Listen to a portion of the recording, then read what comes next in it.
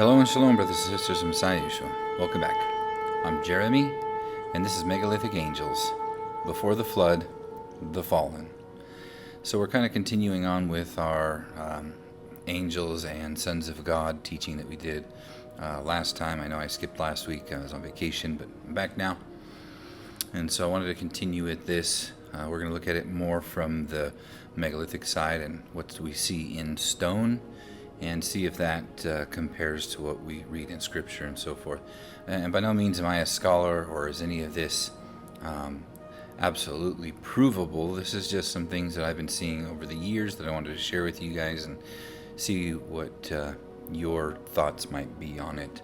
But I hope you learned something from it, and maybe you can show me some things or correct me where it needs to be. But again, this isn't going to be anything... it's not anything teaching doctrine or anything like that, but just some things I've noticed over the years.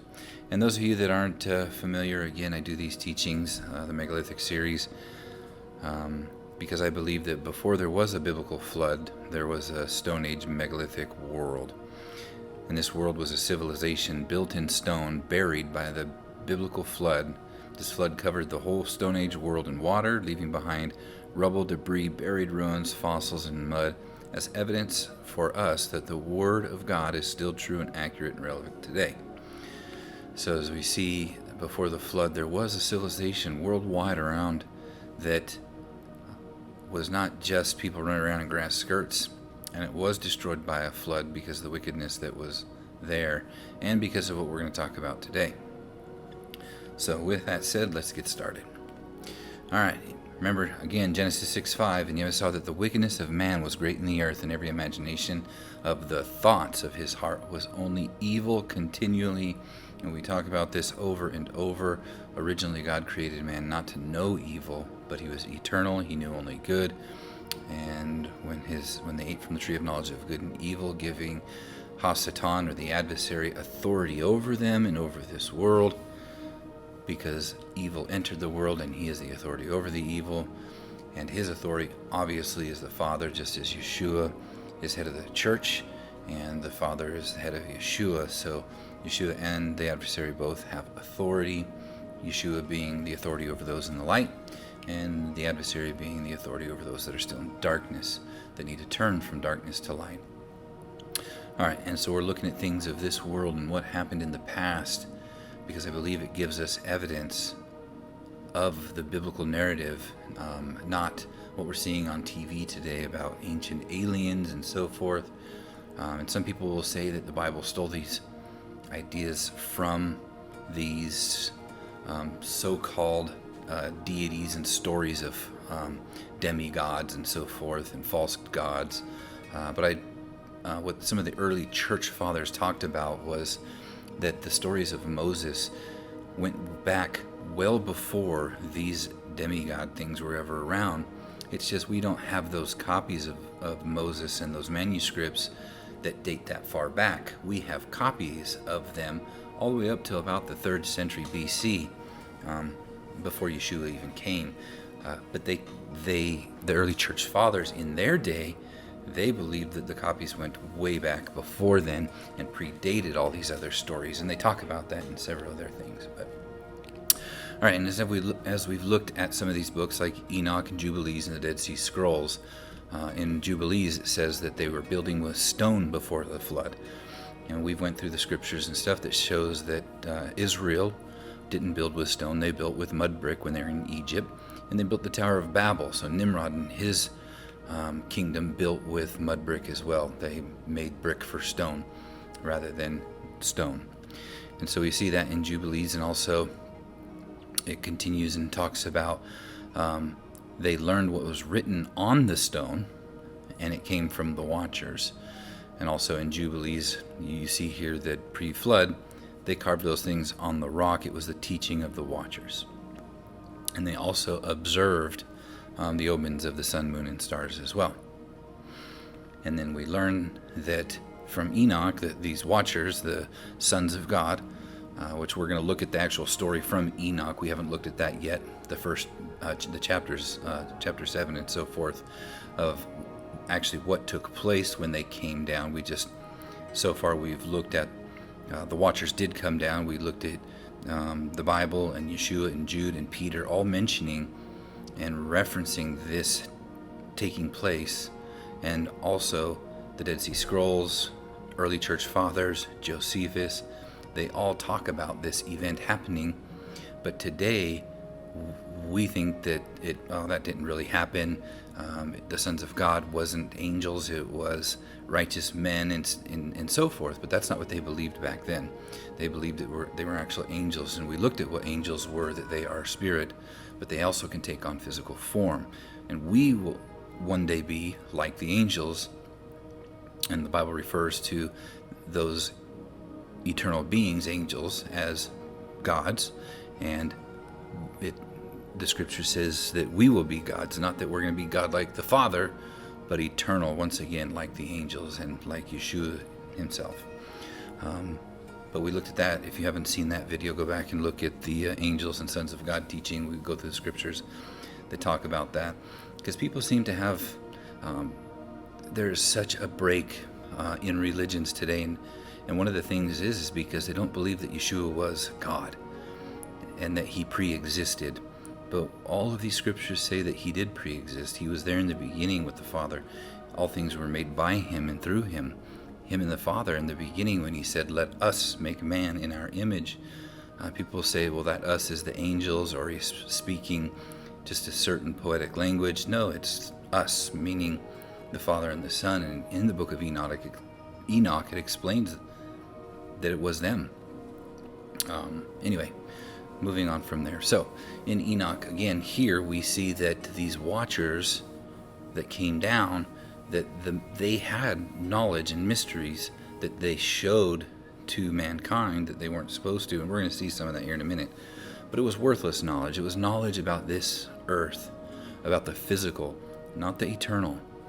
That had not been revealed to them, is what it says here. They knew worthless mysteries. And so, yeah, they could build these cities and these megalithic sites around the world. And as we looked at from previous teachings, from the point that they fell until the flood was only anywhere from 80 to like 130 years. So my guess is probably 120 years from the time that they fell until the flood. But in that time, they were able to build all of these megalithic sites around the world and or give men knowledge to do so. So with that, let's continue on. And also in Revelation, it talks about them worshiping demons, right? And we're going to look at the demons, what they are. We did look at that in the last teaching, that the demons are the spirits that come from this union of angels and women creating children. Angels are eternal beings. Their habitation was heaven. They made themselves known to mankind. They weren't supposed to.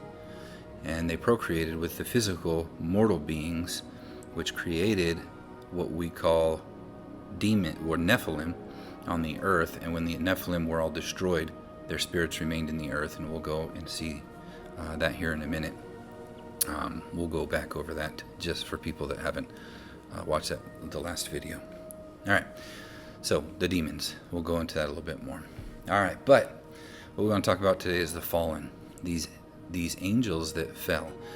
And we see the Bible to give us some imagery of cherubim and seraphim and so forth, four-winged beings and six-winged beings, and we're going to look at some of that today.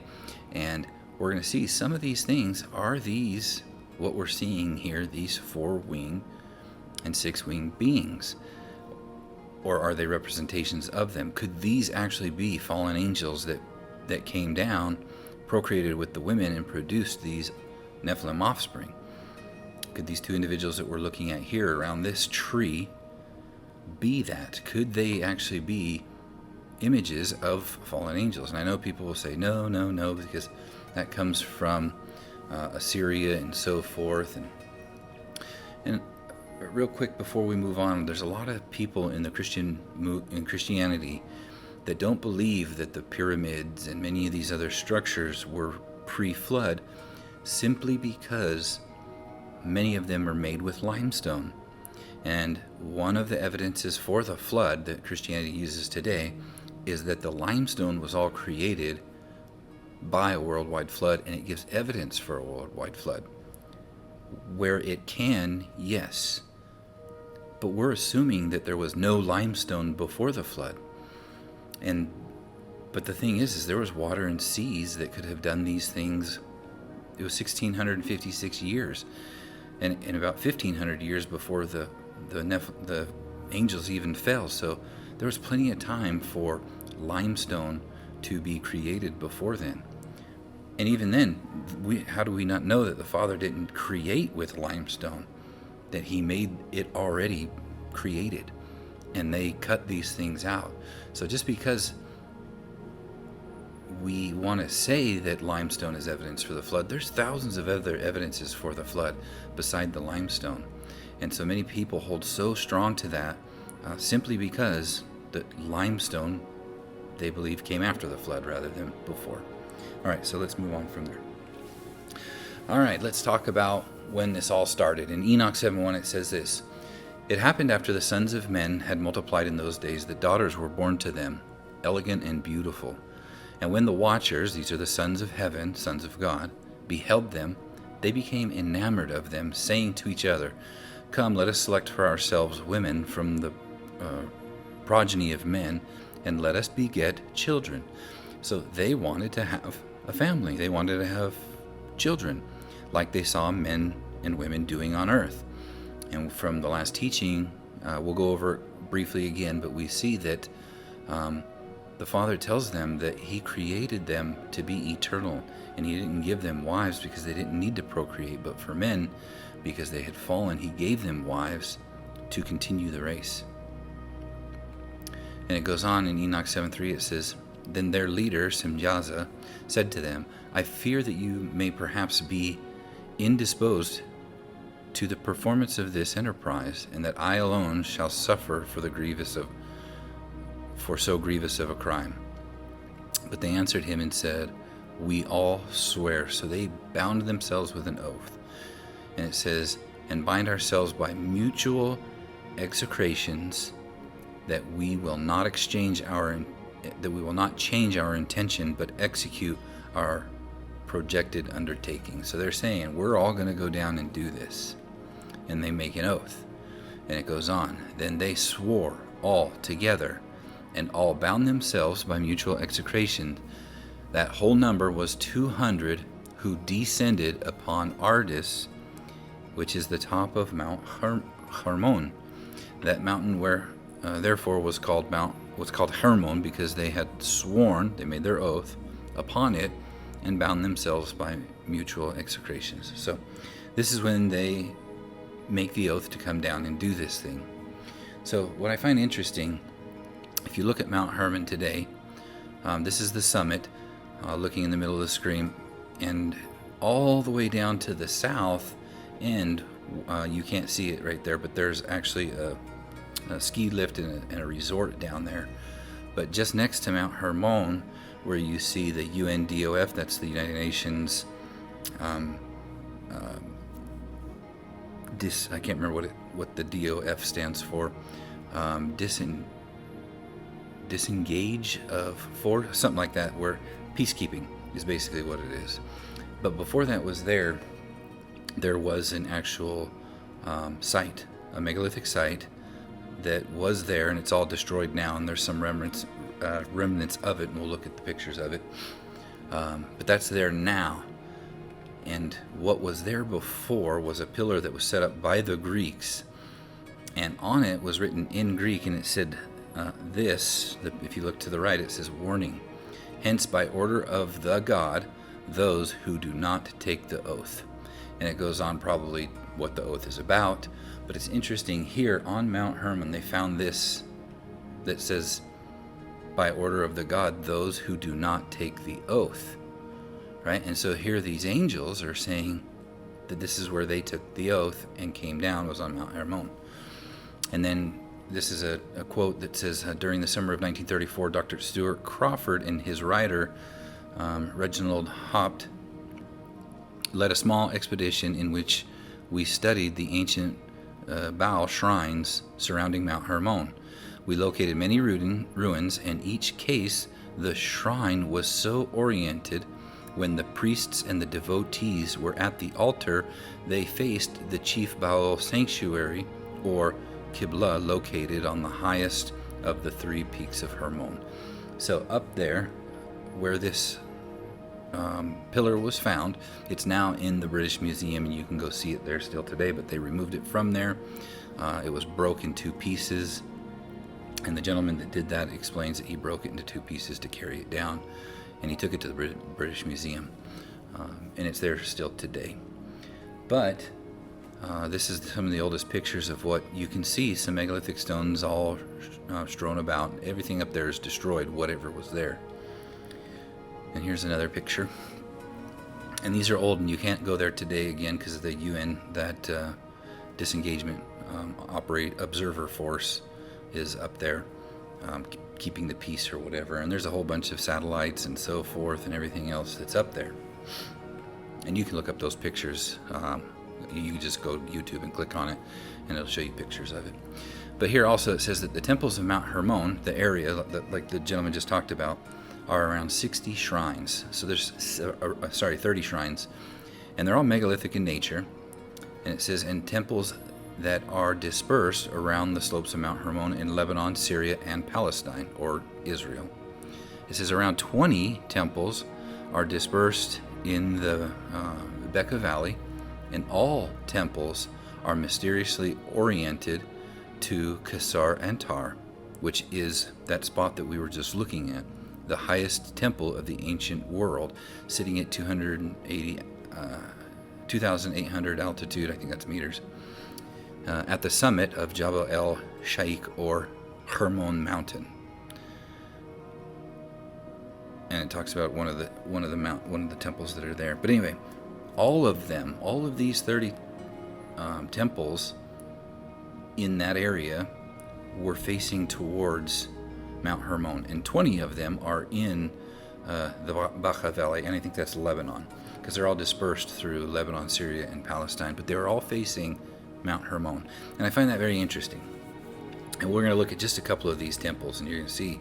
So here's the one in Niha, Lebanon, and it was facing towards that, megalithic in nature.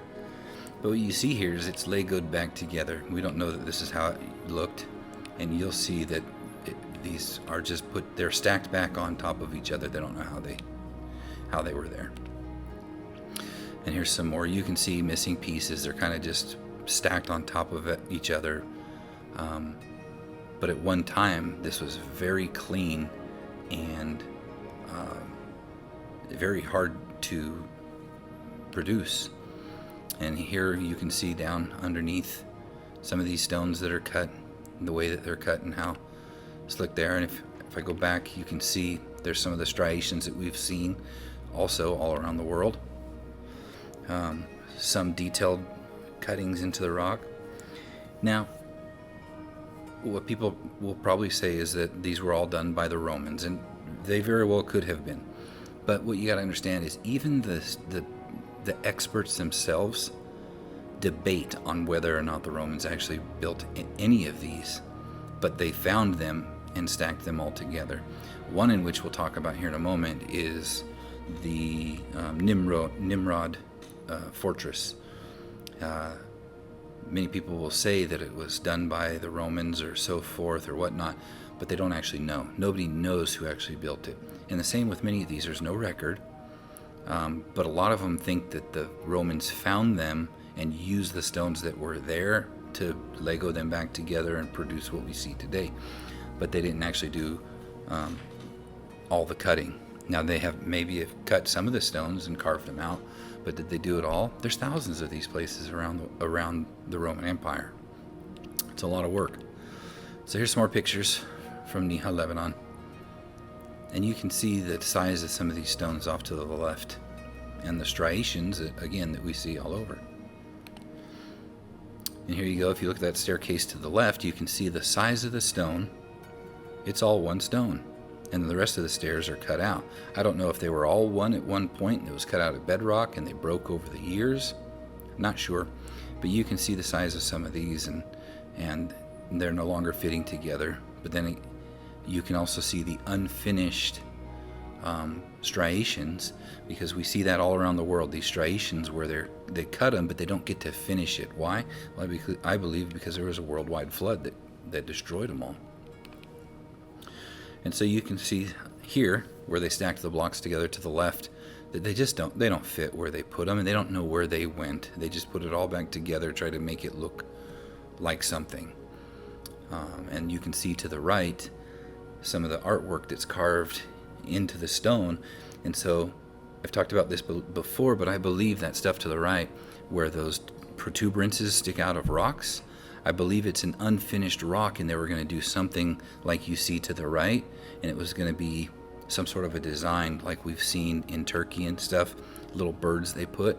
Well, here you can see, I don't know if that's supposed to be a wreath maybe, and then a person's head, but that was a protuberance that they left, that they later finished the detailed artwork for it. So that's my belief. Even at the pyramids, you see these protuberances, but I believe they were unfinished. And another thing with those pyramids and the limestone there, they say that those 3 pyramids were covered in limestone, but when you actually talk to the people there, they believe, I think it was granite, alabaster, and I can't remember what the other one was that they were actually covered in. The majority of the inner stones were limestone, but the outer ones were granite, alabaster, and so forth. And that granite is still there today with the protuberances, so I don't know why they try and say that it was covered with limestone. But anyway, all right, moving on. So you can see Mount Hermon there, and the peak is way back there in the back where the snow caps are. But off to the right is Nimrod's fortress, which is now in Israel today. And down just south of it, you can see Caesarea Philippi. We'll talk about both of these here. Caesarea Philippi, though, that's where Yeshua said to Peter, "On this rock I'll build my church, and the gates of hell will not prevail against it." And so the gates of hell, we'll talk about that here in a minute. But Nimrod's fortress, you can see, this is some pictures of it, and it's very large. And all over the place, it's just in ruins, and you can see where they've tried to piece things back together.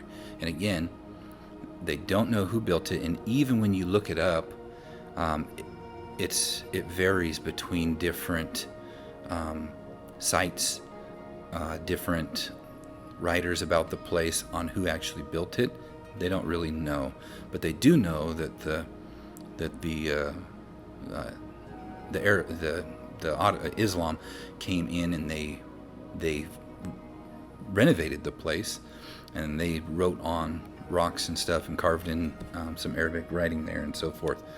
But they didn't build it; they just renovated it. And you can see here in the picture some of the renovations that have been done. And here you can see some of the stuff, megalithic in nature, kind of broken down, just falling apart. Again, they don't know really who built it. Here you can see some of it still buried, and I believe probably a lot of this place, there's probably still more of this to be discovered, but I don't think they're going to be digging up anything here anytime soon. And so here you can see to the right, megalithic stone, and then in the background, just ways of filler stones, and some of the stones knocked over and still buried, and then places where they tried to cap it and put mortar, but it didn't survive. And then off to the left is, you just watch this, it's a quick video walking through some of the staircases in the inner parts of this place that go deep down into the hill. We'll take a look at that real quick. This is a video I did when we visited here a while back. I took out the volume so you guys can kind of just walk. And as you walk down, could this have been built by the Romans? Maybe, but I doubt it myself. Again, there's no record of it. And as you go through here, you can see, how deep down you go, and just the size of some of these blocks to build this place. And this is an archer's point, right? And as we go, take a look at that arch that goes above the windows and the archer's points and so forth. And you'll see it here in a second, kind of like the arch we see to the right. And that's looking out over Israel. And then you go back in, we'll go back over to the staircase, and instead of going up, it's going to go even further down into the hill. And so as you go down again, just more stone, megalithic in nature, looking out through these different archers' windows and stuff. And then we'll go back up, and then we'll walk to the outside, and we'll take a look at just the difference of building techniques and the different patches they've done of this place over the years. And you can see several different people, different eras, rebuilding this place. So did the Romans renovate it, like some scholars would say? And here you can see some of the renovation that was done that's not of the megalithic sort. And obviously the wood floors are not, they're modern, of course. But as you look through here, sorry about the quick camera movements, I was in a hurry.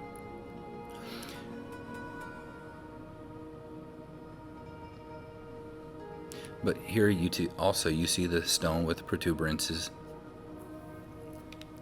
sticking out, rough cut stones, smooth cut stones. Again, you can see in here the mortar they tried to use to fix it. And you can look in the background, there's buried stone to the right, up above. Here's a cistern to the left. And there's several of those. There's that picture we looked at before with the hole in the ground. I believe that was a cistern, but it's all still buried. And these are different troughs, like watering troughs or whatnot. And then this little spot right here, carved into the stone. Just remember that as we move forward, these little archways. All right, so that's just a little quick video of walking through there at Nimrod's fortress. And then there's so much more to see there. Maybe I'll do a video just on Nimrod's fortress later, but we're just kind of focusing on Mount Hermon right now. Like I said, there's about 30 different sites around there that they have found, and there's probably more still buried that the Romans or whoever never found, I believe, because they're finding more and more. Not all 30 of those were found by the Romans. Some of them are being dug up today. But let's go take a look at Caesarea Philippi real quick. And so here in Caesarea Philippi, it's all carved into the bedrock. You can see these archways.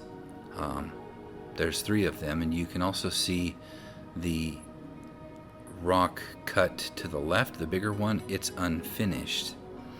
And then if you look to the right, you can see those square holes carved into the wall. We've seen those in many places around the world as well. But it's interesting to me that Caesarea Philippi, we see it at Nimrod's fortress, and here's another place, the Hebaria, Lebanon. This is another one that was found. You can see the picture to the left. It was buried. Some people sitting in front. That's a really old picture. I got a better one coming here in just a second. But here again at this place, they found 2 of these arched window things that we saw at Caesarea Philippi, where Yeshua said the gates of hell will not prevail against the church. All right, and so here's another picture of this place. And as they found it and dug it up, there's many of these, again, over 30 of them. And this is kind of what they found here. And so you could see what was buried to the right, some of this megalithic stone that, again, was that made by the Romans, or did they just find these places and renovate them? And so when you look at the actual plaque that's there, it talks about that the village dates back to 2000 BC. And so it talks about the superb Roman temple and so forth. But you can read that for yourself, and talks about some of the stuff that they did there. But again, they debate whether or not Romans actually built these things or they found it and put them back together.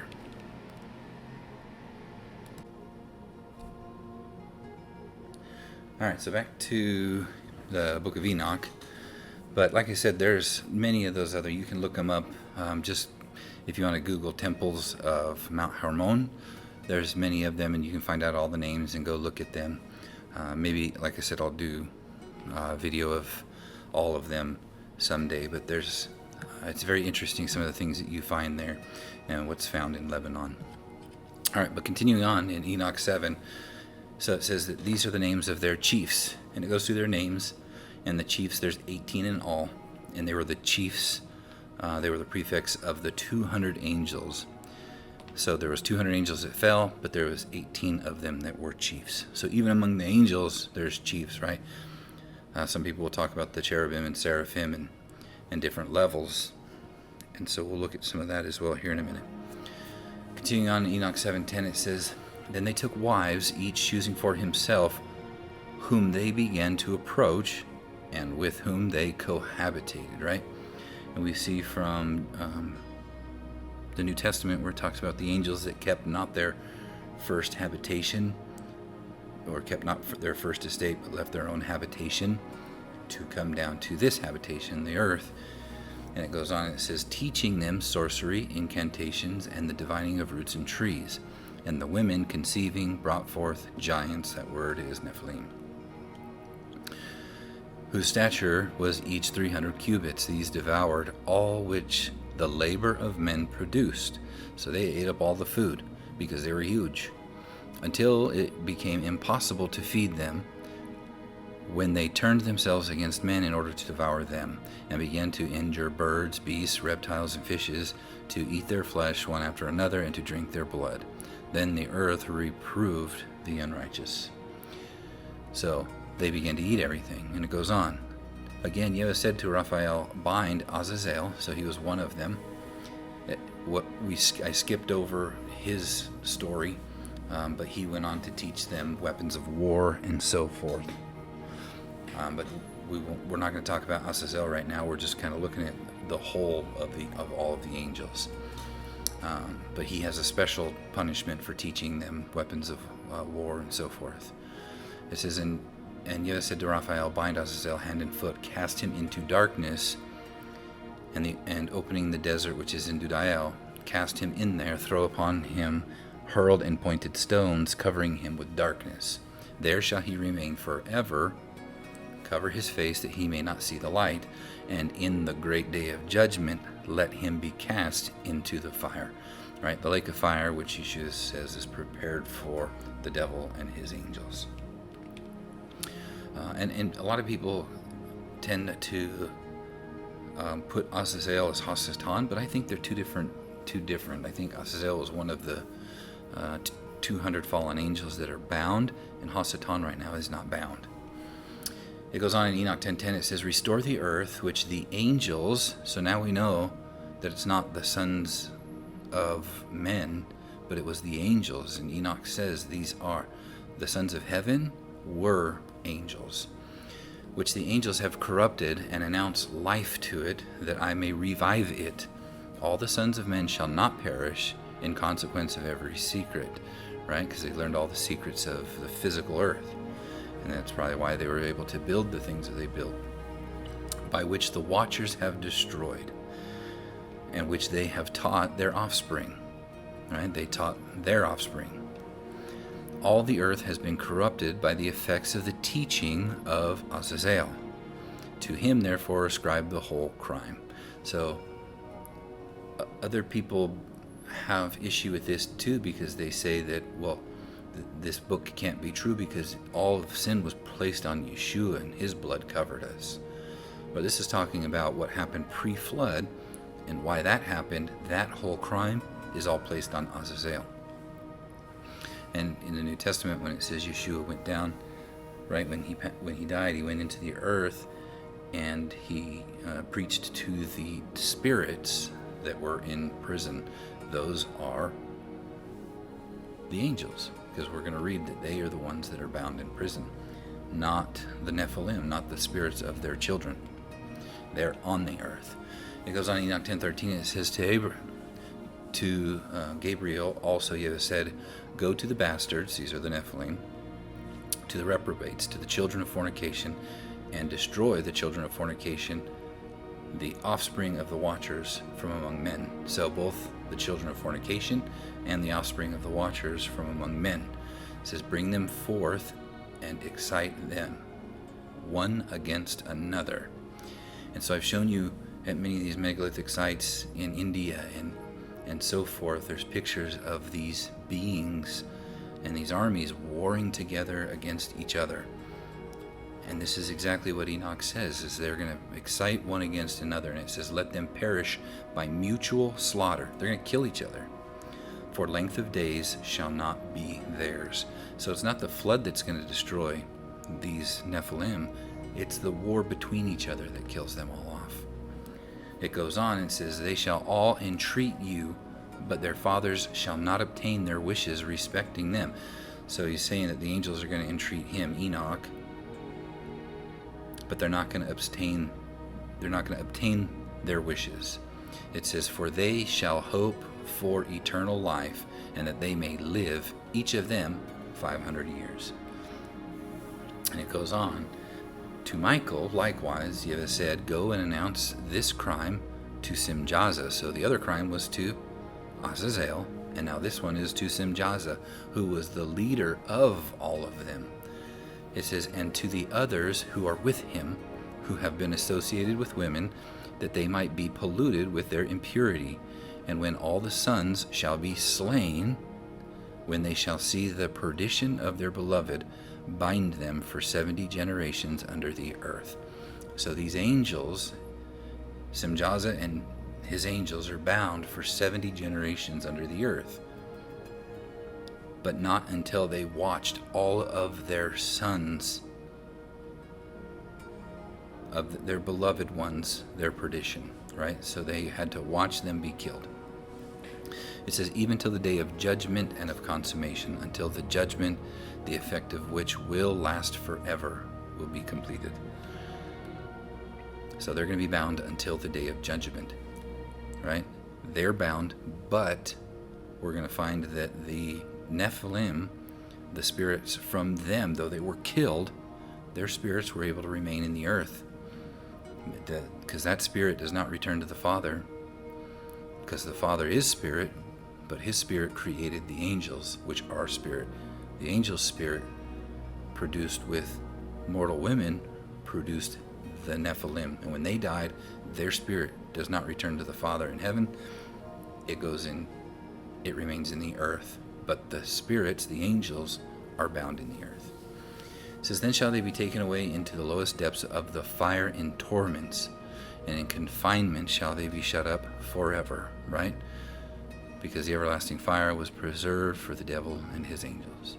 Immediately after this shall Simjaza together with them burn and perish. They shall be bound until the consummation of many generations. Destroy all the souls addicted to lust and the offspring of the watchers. So the fire is for those that do not turn from the darkness to the light. Those souls addicted to lust and the watchers, Enoch here is saying that that's what the fire is for. For they have tyrannized over mankind, right? Both the watchers, the offspring of the watchers, which are demons today, and the souls that are addicted to lust, those that don't turn from darkness to light, right? They kill people, they commit adultery, they do all these things. We were all once one of those that were addicted to lusts, right? But we turn from darkness to light. And it says, let every oppressor perish from the face of the earth. Let every evil work be destroyed. And it goes on. The plant, this is where the good stuff comes now from Enoch, speaking of Yeshua.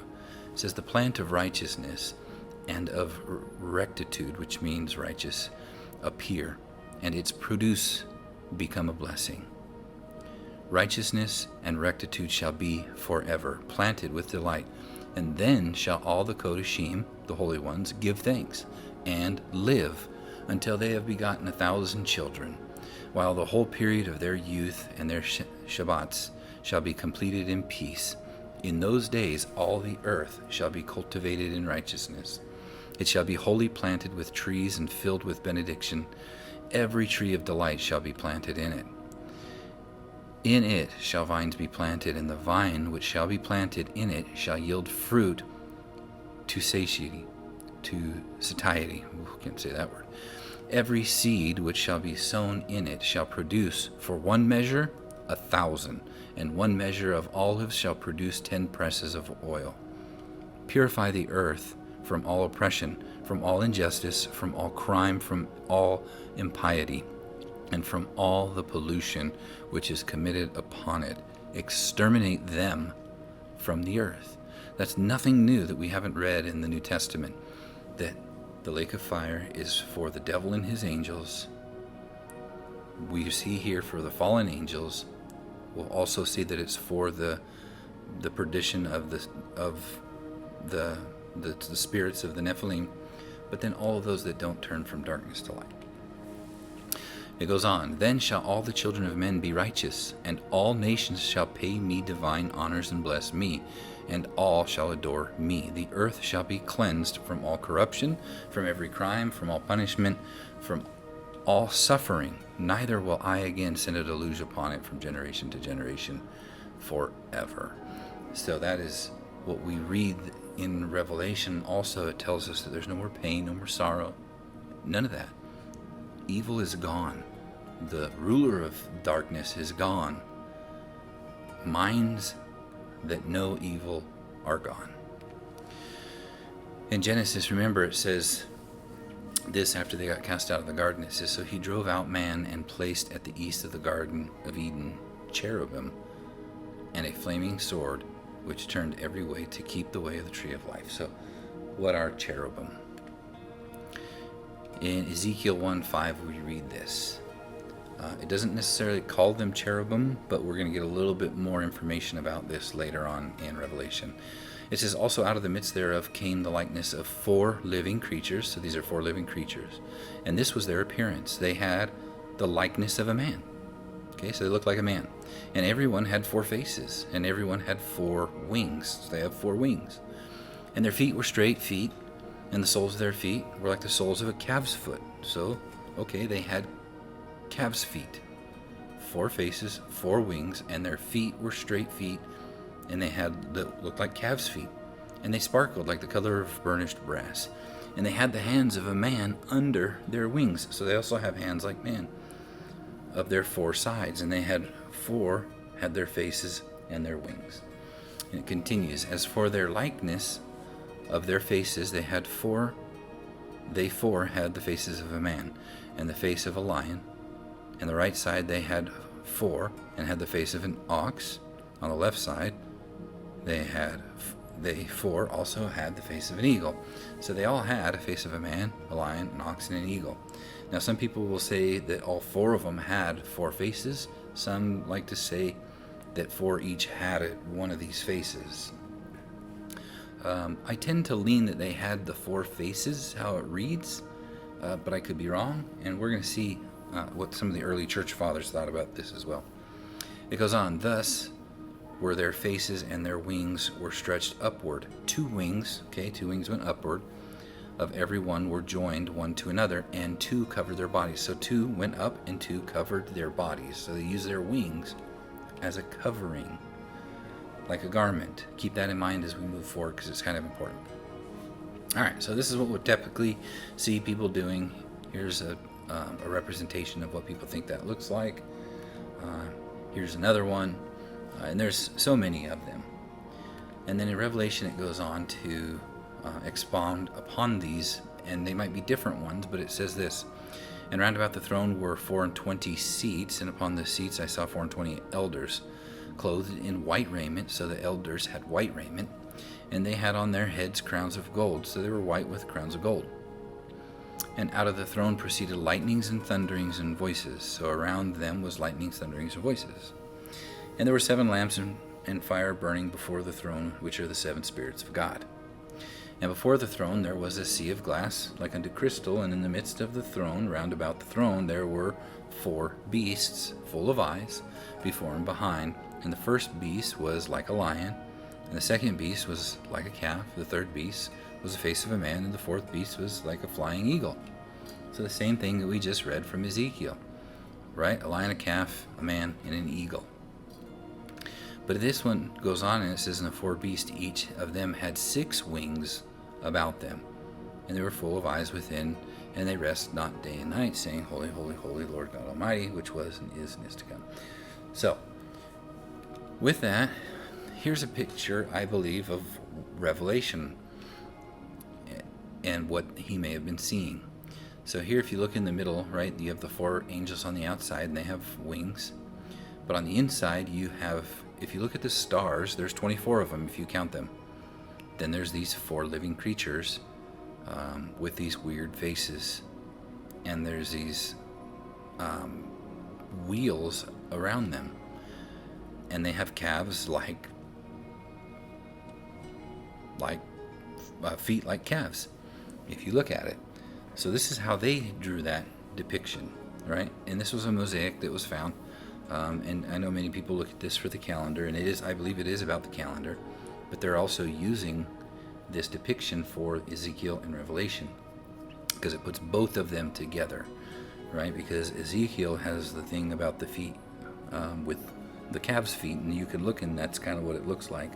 But then Revelation has the 24 stars, and the one about the throne, and so forth. Anyway, but my question is, we see these things all throughout the Fertile Crescent, or around Turkey and Iran and Iraq and Lebanon, Syria and Israel. We see these winged beings. One has 2 wings to the left, that's a man, and to the right is one with the face of an eagle and has 4 wings. And you're going to see, it kind of looks like his headdress over there, but we'll see later it's actually 4 wings. So one has 2 wings, one has 4 wings. And there's this tree, right? We hear this story about the tree of life. So could this be actual pictures of some sort of fallen angels? Could these be one of the 200 angels that fell, and they made depictions of them? Now, I don't believe these are the ones that are actually in the throne room, but do they look similar to this? I don't know. Because as we go, we see them. Again, here's the one with the 4 wings. But it also said that one of them had 6 wings, right?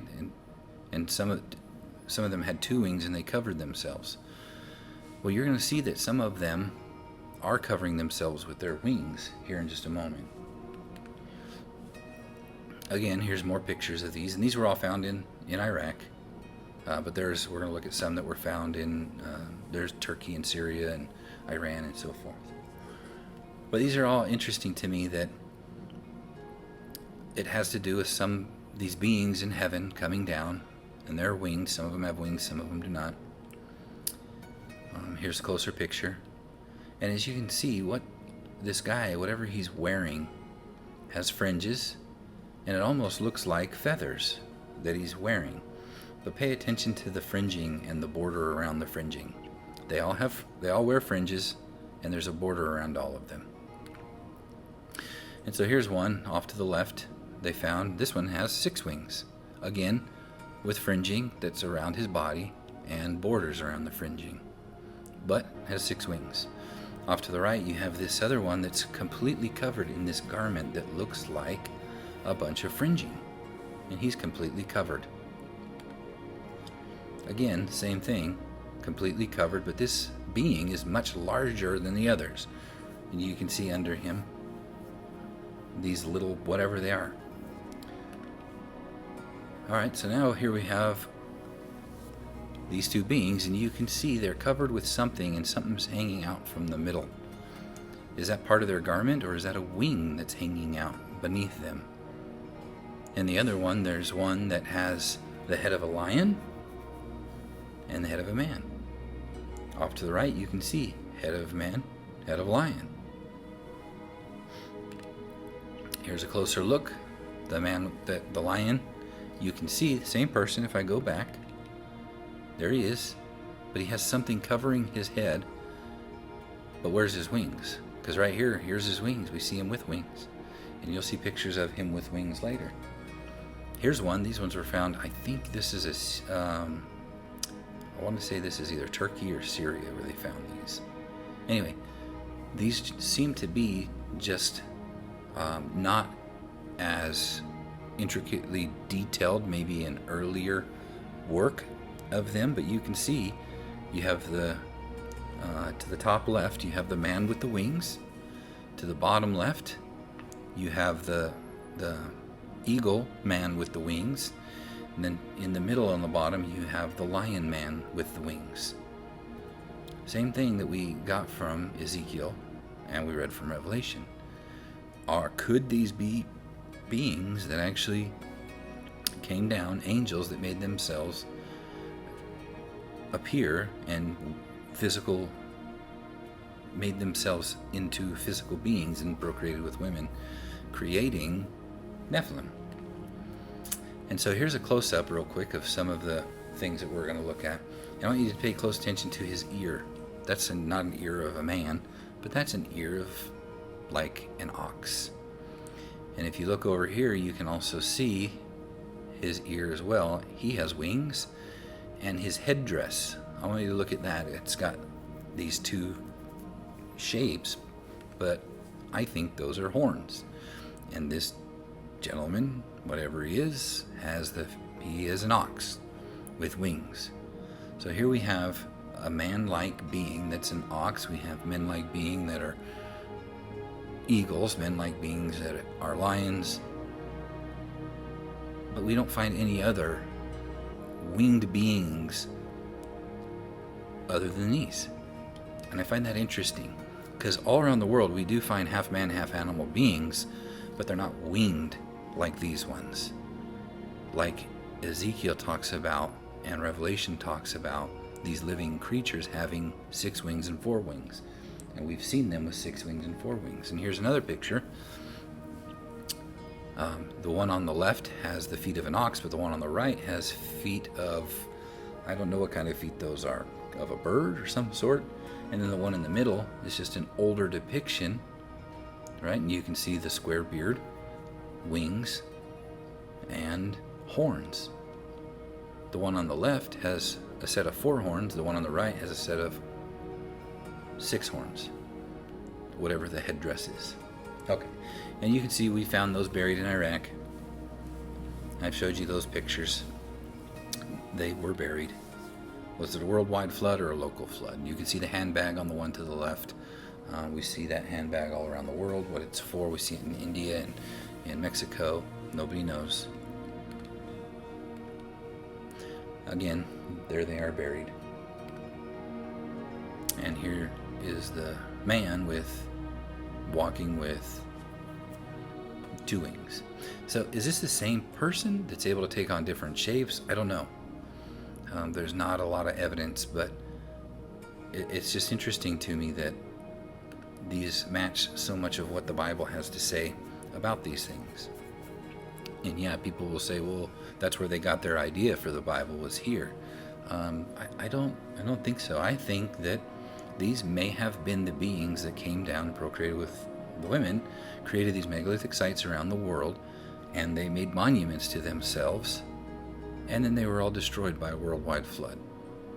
And then we get all kinds of weird stories and things about them, but the actual evidence and truth has always been there.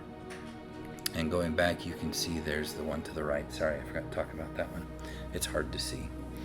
And then here's some more that they were found at. These ones were in Turkey, I do believe, with big ears and half man, half animal beings with wings. Here's some more early depictions again. This one has either 4 or 6 wings on it, but half man, half animal. And again, the fringing and the borders around the garments. Here's some more. Half man, half animal, and they have calves' feet. And they're holding up what we saw earlier, that being of whatever it was in the atmosphere above everybody. And these ones are holding it up. And again, some more depictions of them. And even in Egypt, so here we have half man, half animal beings, but again, they don't have the wings like we saw from before. So are these the Nephilim, the offspring? Because you can see how they're around this tree, and it's called the tree of life as well. And again, people would say, well, see, this is where the Bible got it. No. Could this actually be telling the story of what happened after the flood and where all this stuff came from? Anyway, again, another depiction of that. Half man, half animal beings, but again, no wings. The tree again, this is through Egypt. But again, in Egypt, we see these large beings and regular sized beings. We've talked about this picture before. And again, we have large beings, regular sized beings, and there's that being in space or whatever in the air. Some more depictions of the half man, half bird, 4 wings. There he is with the 4 wings. And the garment with fringing. And again, here's one in the middle that has 2 wings but 2 heads. And I don't know what's going on in that picture, but I found it interesting. And here's some more. Again, the fringing, the garment, and the wings.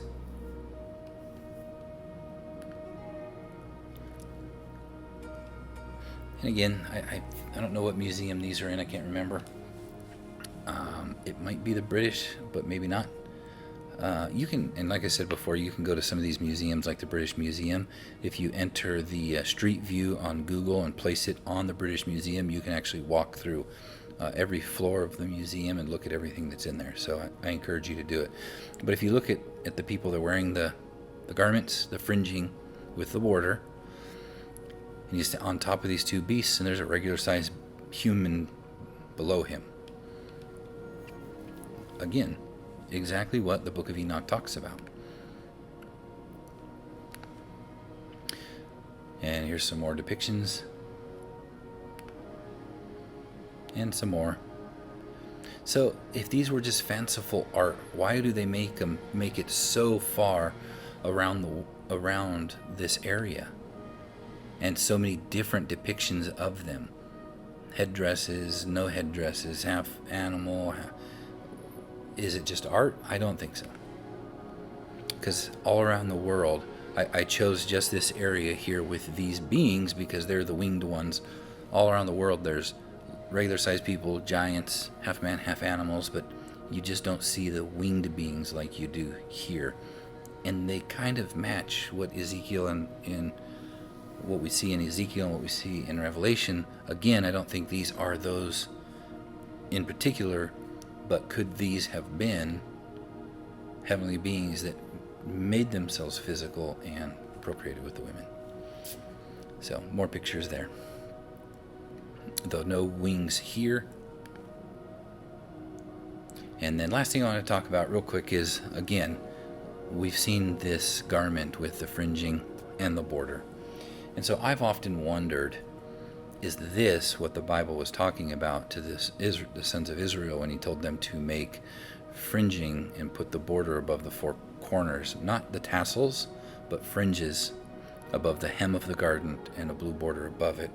And the reason I say that is because if these were heavenly beings that came down and wore that, I find it interesting that it says to put it on the 4 borders of your garment, on the 4 corners. And then the Bible talks about the earth and the heaven around the earth and it being a garment that wraps around. And when we look at that today, what do we see? We see a blue border that goes all the way around it. So even the earth has its garment with a blue border. And so could that have been what it was talking about? Maybe I'll do a video one day about the tzitzit is what it's called, the tassels, because we don't see that really, those tassels, just the 4 dangly things, but we do see these fringing around the whole garment, all around all 4 borders, or around the whole circumference. Because we know when the Bible talks about the 4 corners, it's mentioning the 4 winds or the 4 cardinal points, which means all the way around. Anyway, won't talk too much about that there. But, so let me know what you guys think. I mean, do you think that could be possible? Could those have been actual depictions of some of these fallen angels that came down? Not of the Nephilim. Those are other pictures like we talked about, half man, half animal, and so forth, and giants. But the actual angels being winged beings that came down and procreated with women. But, again, I think that's just another evidence for the Bible and the worldwide flood. And like I've talked about many times in the past, the scars in the earth are an evidence when the Bible says that the fountains of the great deep broke open. There's the break right there. It's still cracked. You can see the striations from where the water flowed and pushed the sand and sediment, carving out our continents today. They didn't drift apart like they say of Pangea. Water pushed them to create them from a worldwide flood. And again, all around the world, every day, they're still finding new things that they've never even seen before buried in the ground, and they're pulling them out and finding more and more evidence for the Bible. In 2 Peter it says, knowing this first, that there shall come in the last days scoffers, walking after their own lusts, and saying, where is the promise of his coming? For since the fathers fell asleep, all things continue as they were from the beginning of creation. For this they willingly are ignorant of that by the word of God the heavens were of old, and the earth standing out of the water and in the water, whereby the world that then was, the megalithic world, I believe, being overflowed with water, perished. That's why we don't have the records of how these people built them, why they built them, or who built them. But they found them, they lived in them, and they worshipped what they found on the wall as gods, when in fact they were created beings that sinned as well and turned away from the one true God and his Son, Yeshua, Jesus Christ, who loves us and gave his life for us. Peter continues, it says, but the heavens and the earth, which are now by the same word, are kept in store, reserved unto fire, against the day of judgment and perdition of ungodly men, like we read in Enoch, that fire is waiting for Satan and his angels, whom we're going to talk about next time. We'll go into Hasatan, the adversary, and his angels, and ungodly men. So again, we won't go too much into this, but the 6 days of creation, the week of creation, I believe, is also a picture of the 7,000-year period of mankind. And we've talked about this in depth. I will do a video again here shortly, because I know there's a lot of things that I've wanted to add over the years and I haven't. But we'll click all this stuff in there. And if you haven't read through these things, I encourage you to go back through some of the old videos, because I think that the truth is hidden in allegory. Everything was literally happened in its history, but it's also an allegory of things to come in the kingdom. And we're waiting for Messiah's return on the 7th day and the 8th day, which is also the first day of the week when we get to rest. All right, so again, the first day and the 7th day, and the first day is also the 8th day, which are our rest days. And I find it interesting that the two Sabbaths of the believers in Yeshua have always been the 7th day, the Shabbat, and then also the 8th day, or the first day of the week, as they both groups have kept holy. Anyway, moving on. Hope that helped you and blessed you. But Yahweh bless you and keep you. Yahweh make his face shine upon you and be gracious to you. Yahweh lift up his face upon you and give you peace. Till next time, shalom.